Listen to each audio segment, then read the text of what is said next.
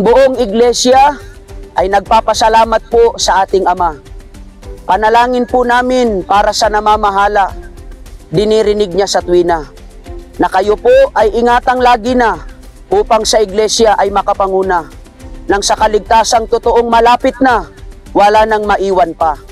Kapatid na Eduardo B. Manalo, ang pinakamamahal po naming kapatid, mula po rito sa lokal po ng Abatan, sa distrito po ng Mountain Province, sa pangunguna po ng aming tagapangasiwa, mga may tungkulin, mga kapatid, kasama po ang nasa pagsamba ng kabataan, kami po ay maligayang maligaya na bumabati sa inyo ng Happy Birthday po!